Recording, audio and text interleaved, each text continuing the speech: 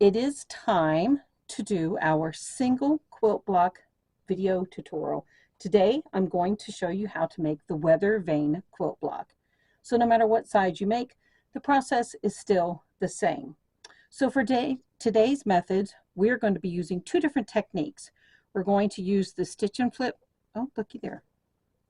We're going to use the stitch and flip method to create our little, if you want to call it, little house blocks. We're going to add triangles to the corner. I call that stitch and flip. We're also going to use that same method to create our points. Point here and here and here and here.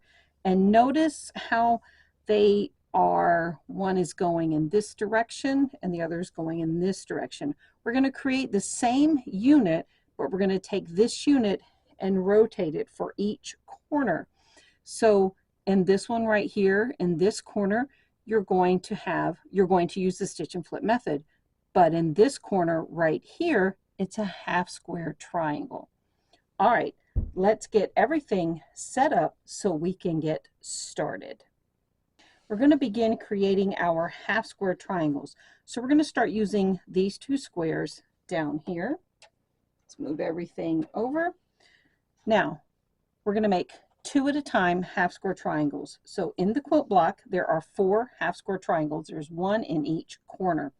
I'm going to draw, excuse me, I'm going to draw the diagonal line from corner to corner on the wrong side of my cream colored fabric.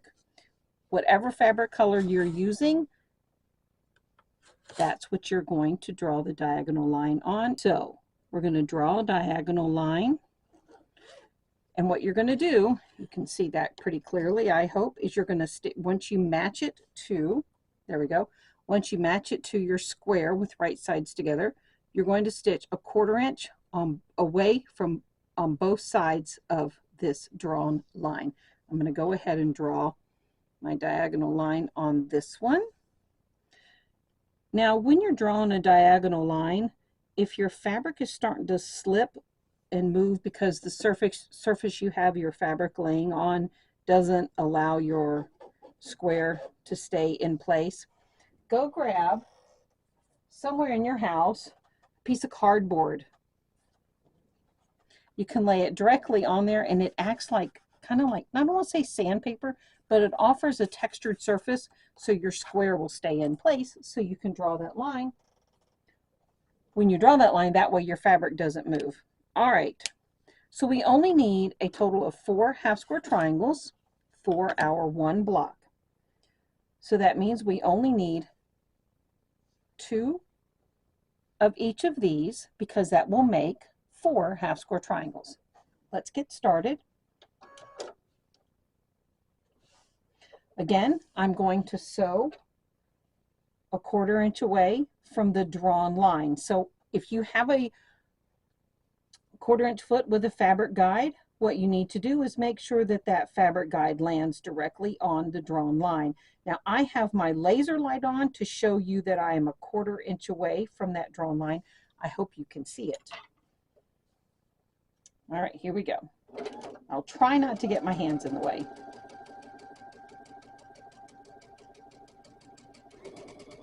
Now I'm going to chain piece these, so we're going to go right sides together again. I'm not cutting the thread in between them. Match them up, edge to edge, place it underneath. Again, put the fabric guide directly on top of the drawn line. All right, so I'm going to rotate the 2 squares, and now I'm going to sew on the other side of this line.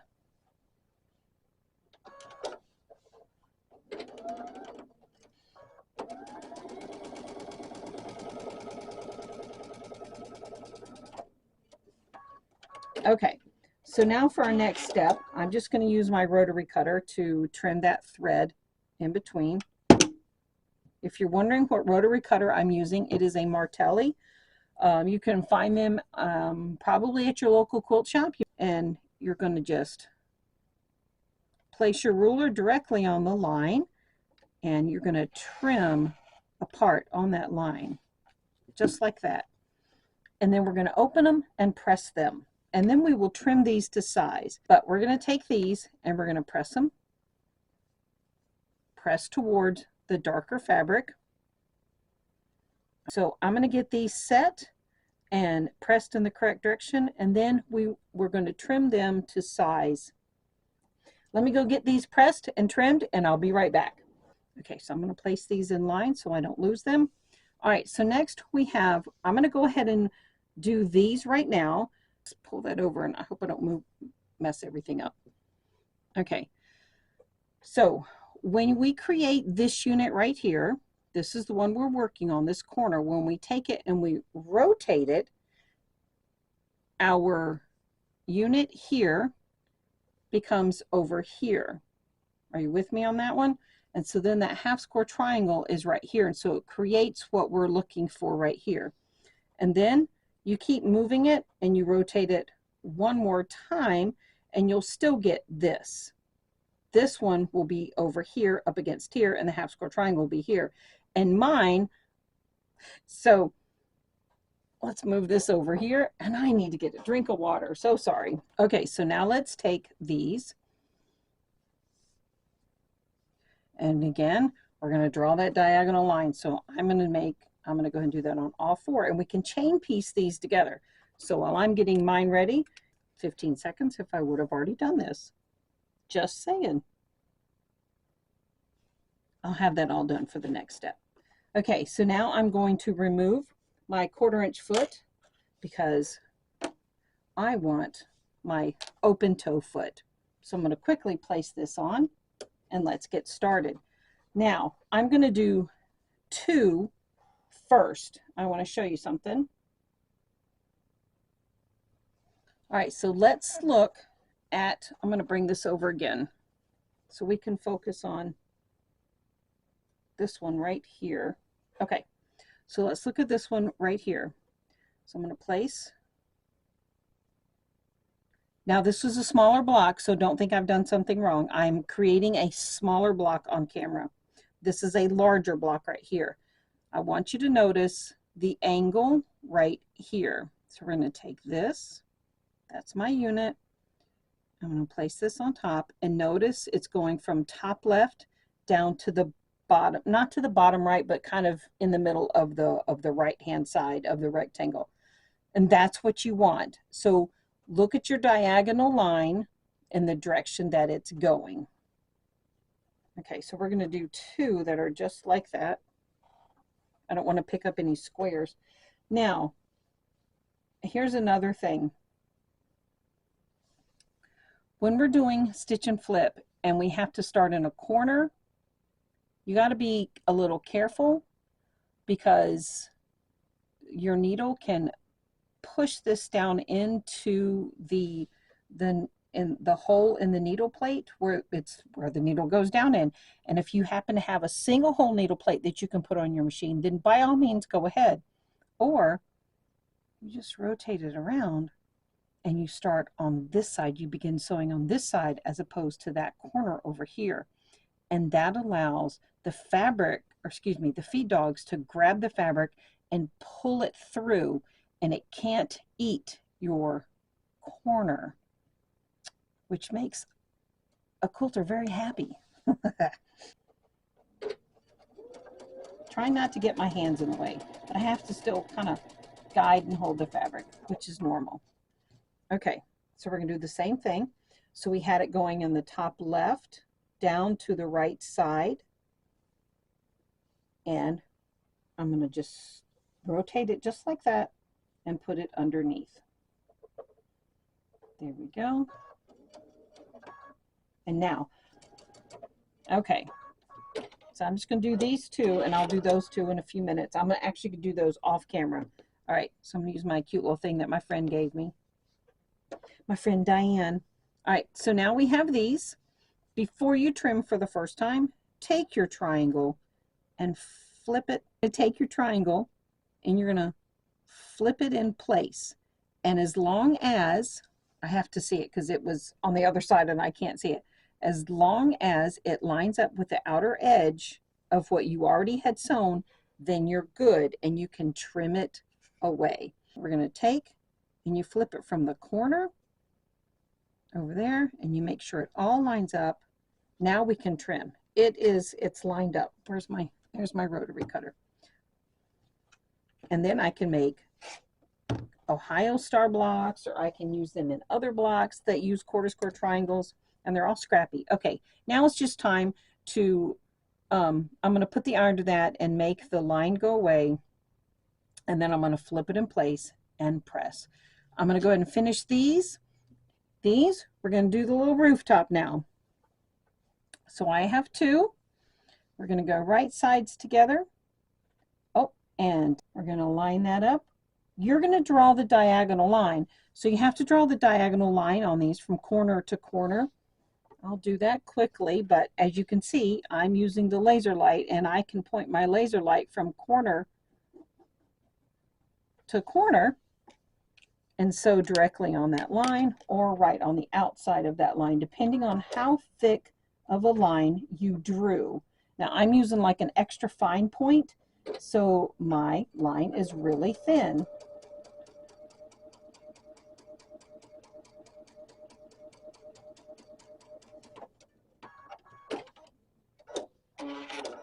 All right, so we have this one. You're going to flip it in place to make sure that it fits. And what you want to do is you want to make sure you're pulling it from this corner right here and this angled corner right here, and just pull it all the way out. Use your finger and crease it, and as long as these raw edges, this to this raw edge over here, line up, you are good. If not, that's when you have to rip that out before you cut off the excess and sew the line again. All right, I'm going to finger press. Okay, so now I'm going to have the diagonal line running in the opposite direction I did before, because I'm going to sew from down here to here.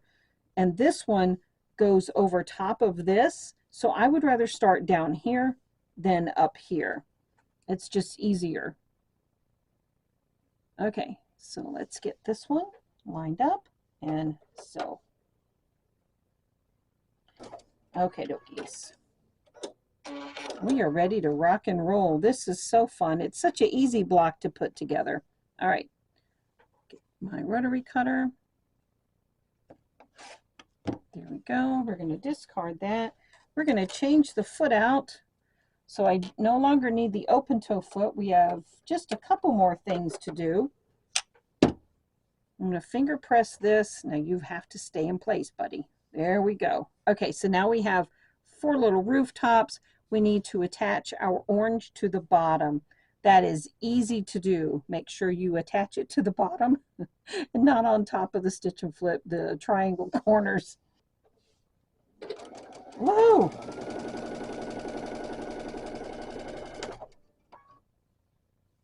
Okay, let's do all 4 of these.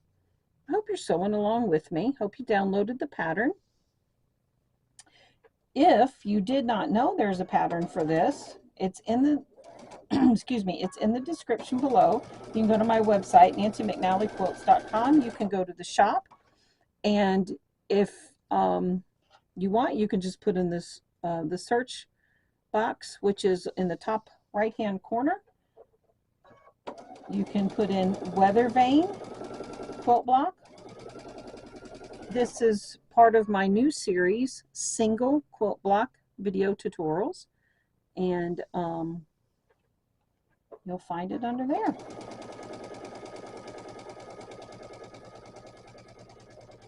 Woohoo! All right, we got all those done. Let's use our little trimmer here. Now I could take it and do like this so that the razor is right up and down. Okay, now these need to be pressed, but we're going to move on. There we go. Aren't they cute? Now I will tell you, if you're uncomfortable with doing the stitch and flip method and you think, well, I'm going to oversize these squares, it doesn't work. I promise, it doesn't work.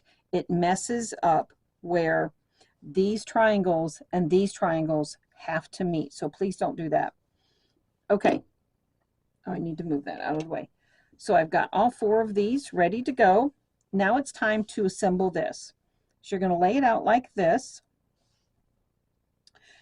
Your color is going to touch this side that does not have this, your stitch and flip corner.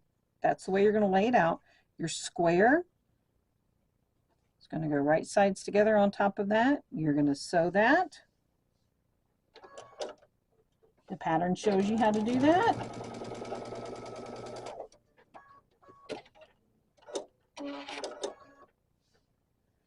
Finger press if you need. Well, I have to finger press. You already know that. And now we're going to go ta-da. Okay, that long seam, this one, that's not a seam, I'm sorry. This long edge is going to sew here. Go right sides together. There we go. They should be the same size, whether you're sewing, you know, whatever size block, Weathervane block you're sewing, those should be the exact same size. There we go. Line these up.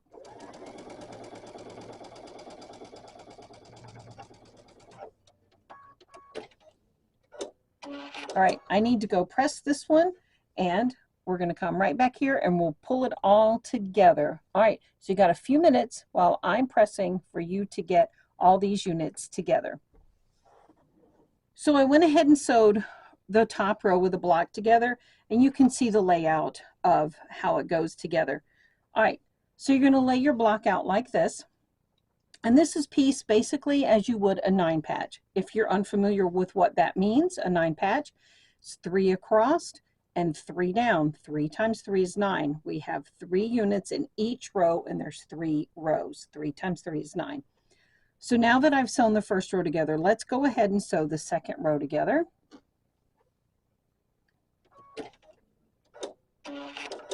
Okey-dokes. And now follow the pressing arrows in the pattern. Let's get this one joined on there.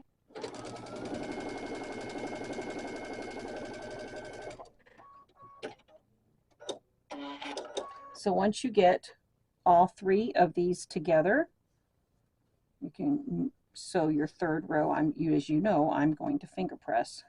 There we go. Okay, now we're going to go right sides together for the bottom row. And all these units should be the same size.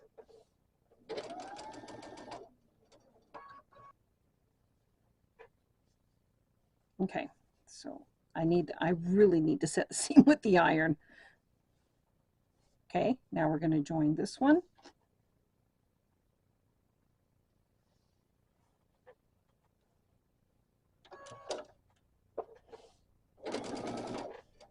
Move that out of the way. These are really thick seams, and honestly, if you press these open, it will be so much better. All right, you can see how the block's going to go together. So your next step would be to go the top row, right sides together to the center row, sew that long seam.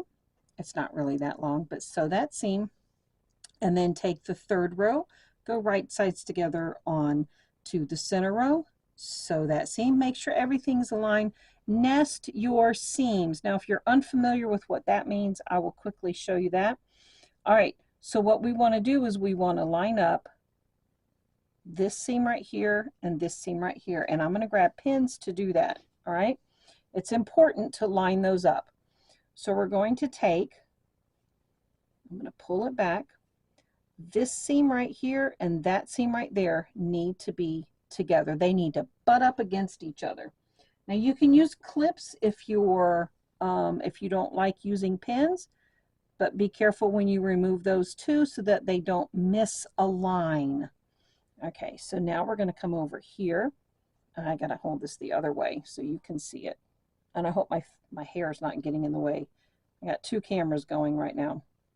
Okay, so we're going to line that seam to that seam, raw edge to raw edge. You've got, if you open the seams, that seam allowance they will be right on top of each other. If you're pressing the seams in opposite directions, then they butt up against each other. All right, so now we're going to take this corner piece right here, and we're going to line up those 2 corners right there. And I am going to use a clip, and I'm going to put the clip over here. And now we are ready to sew. Do not sew over your pins. Do your best to not sew over your pins, please. Please don't sew over your pins. Did I say don't sew over your pins? Don't sew over your pins, please.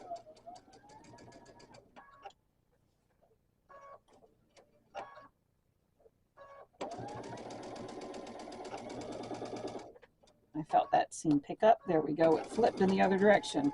A lot of times you can feel that. So stop and fix it before you sew over it. Okay, so now we're going over this thick seam right here.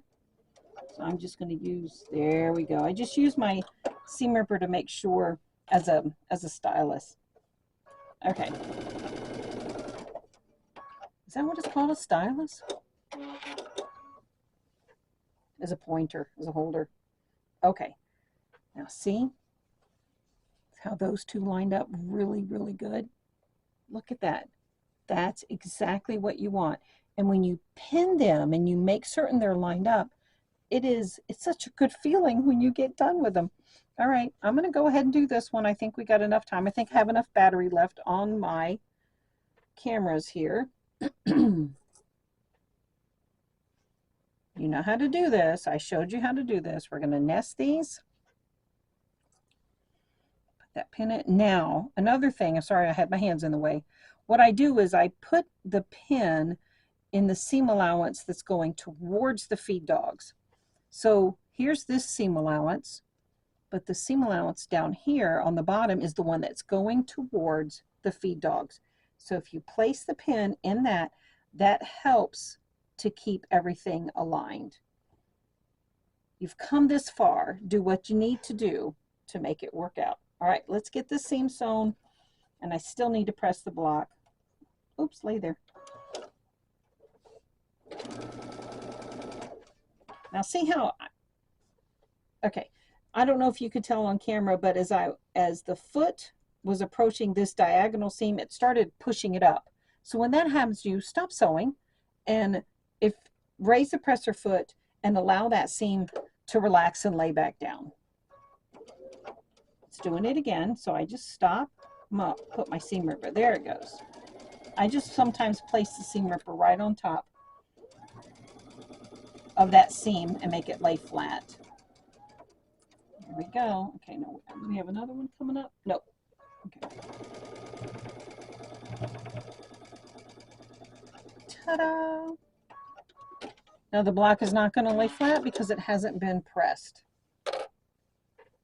And look, because I pinned that one, and there's the other one, they fit. They nest, they butt up against each other. Woohoo! All right, that is how you make the Weathervane quilt block. And I'm going to be honest, this is only the second one I've ever made. This was the first one, and then I made the second one. This was just a block I'd never made before. It's not one I've seen very often, and I came across it, and I was like, oh, I think I want to make that block. So there you go. That's how you make the Weathervane quilt block. Thank you for joining me today. I'm Nancy McNally of Nancy McNally Quilts. If I forgot to introduce myself at the beginning, I apologize. And today's single quilt block video tutorial was about the Weathervane quilt block. You can please subscribe to my YouTube channel if you like what I'm doing. If you would like to have the pattern for this, you can find it on my website at nancymcnallyquilts.com. It is in my shop. I'm going to have a wonderful day, and I hope to see you on another video. Thank you.